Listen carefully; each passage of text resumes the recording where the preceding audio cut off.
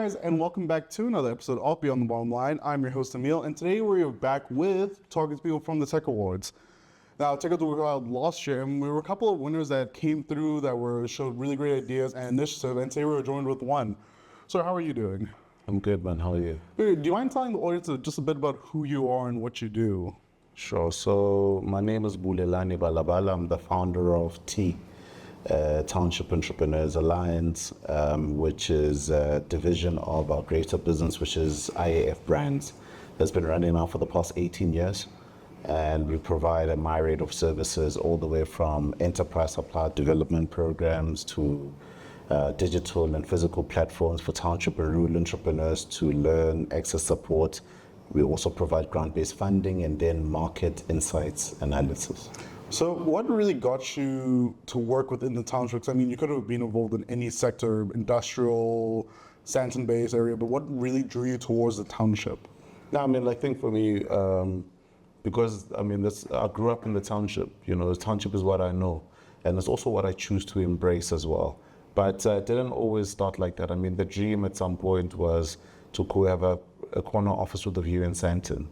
But then I think I first started to learn and understand that, you know, the township that I come from, you know, that story in and itself has got uniqueness that allows me to then, whenever I sell, to build, you know, authenticity to the story, to the sale of the product and get people buying into the product. So embracing the background that I wanted to move away from was actually attracting new customers and new individuals that might not have grown from the township, were just enamored by the story and want to hear the story over and over again of some of the things that happen.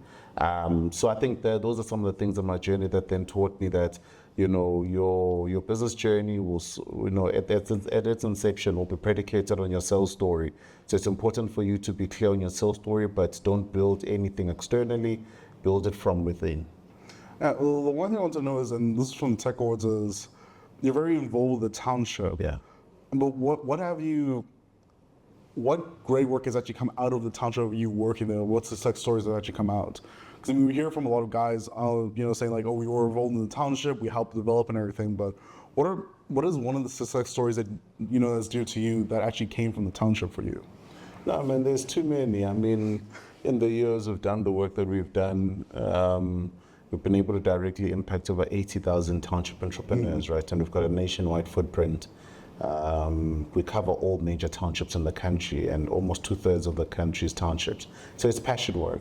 There's been a lot of impact. I mean, for instance, you look at our previous year, we've just rounded up our previous year, and our previous years from 2023 to 2024. I mean, direct impact is 35,000 township entrepreneurs. Procurement spend, you know, over 4 million rand worth of procurement spend, supply development and the sort. This is directly to entrepreneurs. I look at the one the young entrepreneur who's been working with us now for the first 4 years, who's made quite a summable amount of money, you know, but has been able to grow his business and create employment. Has added 3 more permanent staff members through working with us. You look at the myriad of entrepreneurs. I mean, you look at Tibato, who runs a business. He runs an amazing business out in the Maibuya area in Tembisa, you know, where it's a fast food business who started with us when he was still in university, attending the various workshops and trainings. Now he's running his own standalone and stable business, you know. And I think there's a myriad of other entrepreneurs that are doing exceptionally well. I mean, your Tosh Detergents is doing exceptionally well. A lady who started a business at the height of COVID. Today you Google her, you'll find her everywhere. Her product is listed by all the big retailers, you know. And I think that for me is shining a spotlight on these amazing entrepreneurs who don't say no, but go out there and do what they need to do. Now, the one thing I want to know is, coming from you, working in the townships, having a business for 18 years within the township, and seeing the way South Africa is going and coming from, do you think townships will still be a prominent thing within South Africa, or do you see it changing in the future for the better? I mean, I don't see townships going anywhere. I mean, majority of South Africa's workforce lives in the township, right?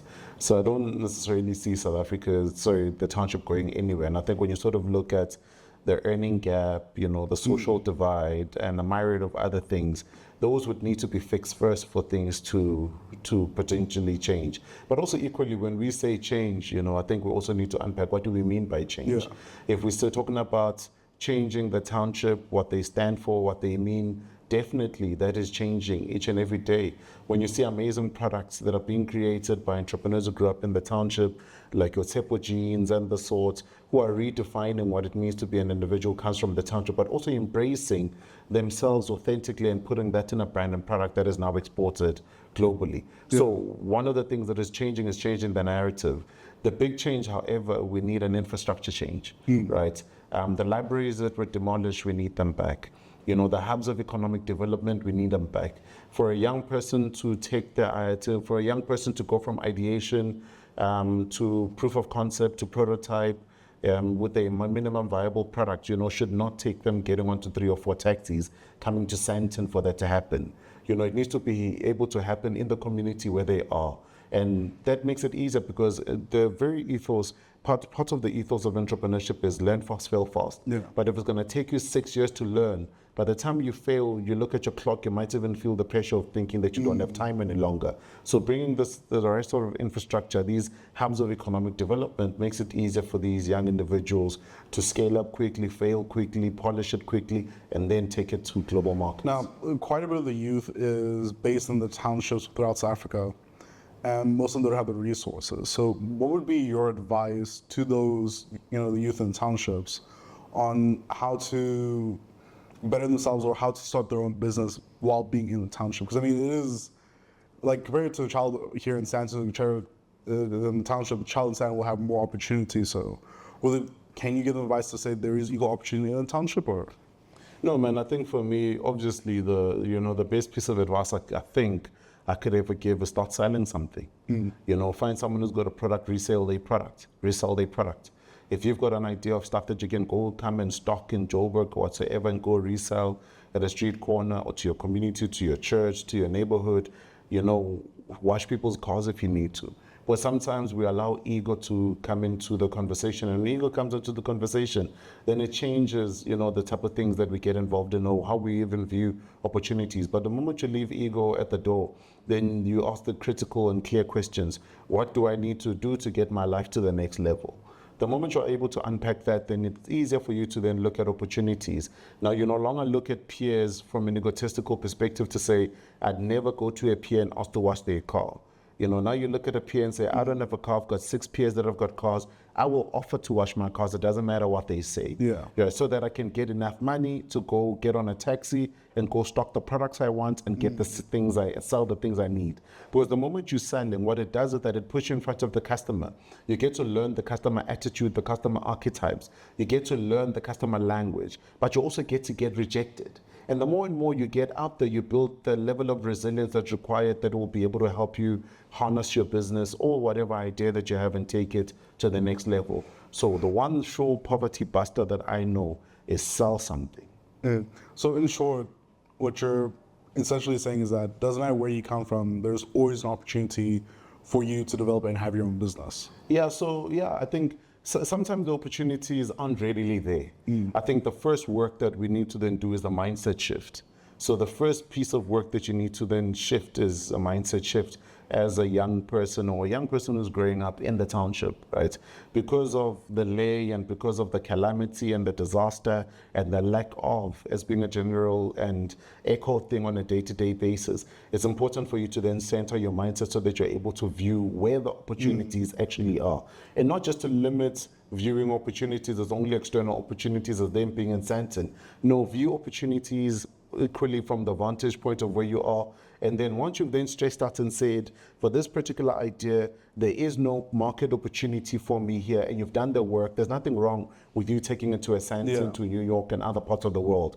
But there'll be everything wrong if you're spending copious amounts of money trying to get in customers in other markets that still need to adopt and buy into the idea, whereas you've got early adopters that would be easy, that understand the jargon and will buy the product immediately. So it's important for you to then do your deep research so that you're able to then say, I've done all the work, this is my customer, and I'm going in from the kill. So the last thing I want to know is it's 2025 now, it's New Year. What new projects or milestones does your company have for this year? I mean, we're excited. I mean, this year we launched our T app, Township Economy app, an amazing platform, a commerce platform for all of our 80,000 plus township entrepreneurs, and all these amazing entrepreneurs as well in Namibia, Botswana, and Lesotho, Mozambique, Zambia that we work with as well. Bringing them on and fostering an inter-Africa trade sort of engagements as well. So we look forward to that. But also we look forward to the opportunities that will aggregate in and amongst themselves. Not just necessarily the ones that will come from government or big business, but ones that will be able to aggregate themselves and also the hyper-localization within that platform. So that's one of the things that we're excited for. I mean, we're back on the road with our Gasi Business Summits that are going to 16 townships over the next 12 months. So we look forward to seeing the township entrepreneurs there. And then I guess, in November, we look forward to our Township Economy Summits and Awards. Over 3,000 township entrepreneurs over 2 days. And then on the third day, we close it up with our Township Economy Awards, honoring 15 entrepreneurs over 15 categories, and then 2 honorary awards for Lifetime Achievement Awards for 2 amazing male and female entrepreneurs that have done extremely well in paving the way for us. That's great to hear. And thank you so much for coming on. Thank you so much. And thank you guys so much for watching. If you guys did enjoy, please leave a like. And like I always say, share with your friends, family, and coworkers. Again, I just want to say thank you one more time. Thank you. Thanks, brother.